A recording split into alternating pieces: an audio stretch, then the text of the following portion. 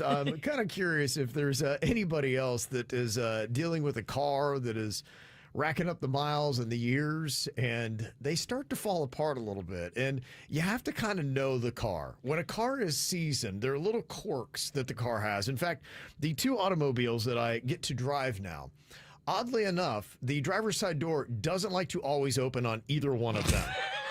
And I have been caught many times in parking lots. It's always when I'm climbing in the other side of the car, and people are like, "Hey, Kev." I'm like, "Yeah, like, what you doing?" I'm getting in the passenger side, and I'm trying to maneuver my big ass body. You're not a short man. I am not a short man. I don't know what happened. I have the world's longest legs and the shortest torso. It's a hot look. He's built like a grasshopper. I'm funny built that way. And so, yeah, trying to get these long ass legs into a driver's seat is the most awkward thing. So I'm just kind of curious if there's anybody out there that can beat my beater. Kind of fun. I've driven a lot of junky cars in my day, and I've got two cars that I drive now alternately, and both of them are getting old, getting a lot of miles, and we're getting into the seasoned part of their lives where you've got to learn the little ins and outs. So if somebody were going to drive it, you would have to give them about a 5-minute dissertation on what you need to do to get this car to go. This is the kind of car you do not valet. It becomes tricky. We got to let them know. Yeah, right. And when you do valet, you have to be like, yeah, by the way, you have to do this, you have to do that. This is a death trap, just letting you know. There's all kinds of issues. That is really the embarrassing moment when you got to break the valet down on your junky ass car. You should do everything in your power not to valet that car you're driving. Well, the thing for my wife's car now is it doesn't go into park. So you have to open up her door. And then it automatically goes in park? Because it's a safety feature. So when the door opens, it puts itself into park, but the button that you hit normally to put it in park doesn't work anymore. I mean, it's kind of time management. It's one less step. You're going to have to open your damn door anyway. This car is just taking that step and just eliminating it for you, saving you time. I've had a lot of cars that do interesting things. Probably the most embarrassing thing I ever had was the car that I had when I first got to South Florida. The Amigo. Yes, it was, what was that? Isuzu Amigo? That's right, it was Isuzu. Do they even make cars anymore? I don't think they do. Yeah. I don't see the Isuzu Amigo anymore. I couldn't even remember the name of the brand of it.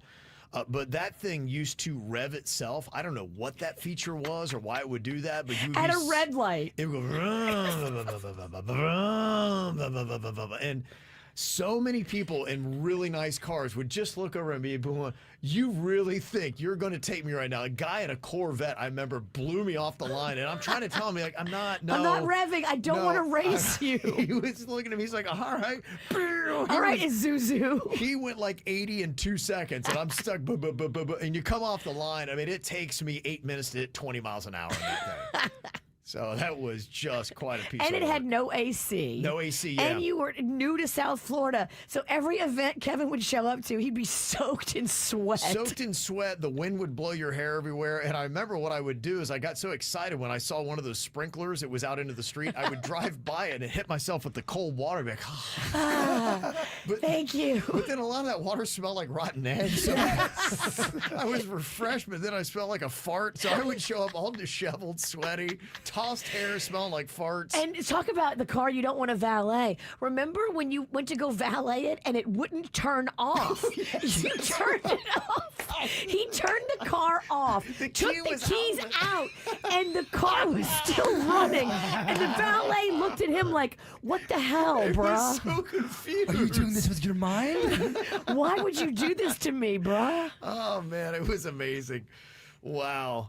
One person said, yeah, my Civic, it won't turn right unless you can bench press about 400 pounds. The strength you need to get this thing to turn. And then when you do, for some reason, this weird noise, it sounds like a herd of turkeys are under the hood.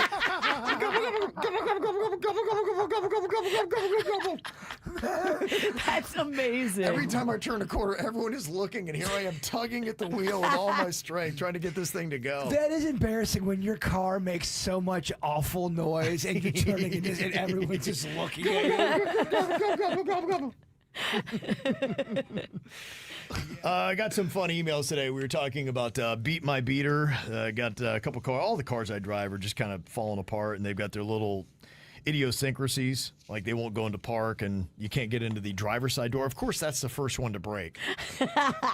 On both cars, I got to climb over seats to get in to drive my car away. With And it them always legs. happens when I'm walking out. I always dread too if I'm talking to somebody walking out to the parking lot here, because I think I happened with Virginia one time. It happened last week with me, and I felt so bad for you. I'm like, damn it, the door won't open, so I had to climb in. She's looking at me like, God, what a sad son of a Because bitch. you probably always had a cool car, didn't you? As I'm she's getting got into this- my brand new Yeah. 2025 Kia, Yeah. it's tricked out. It's sweet. I'm trying to get into some beat up old Volkswagen, the door won't open. And Doesn't seem right. I forgot it was yeah.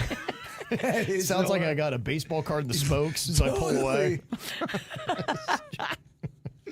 Michelle said I had an old Chevy car that had a piece of plywood for a grill, and every time I would stop, the water would pour out of it.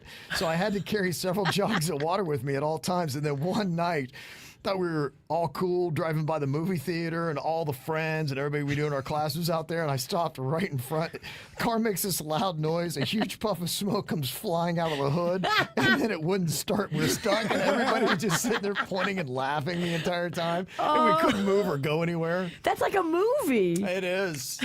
That is the best. I really do think that was a big reason why I got fired as a teacher assistant.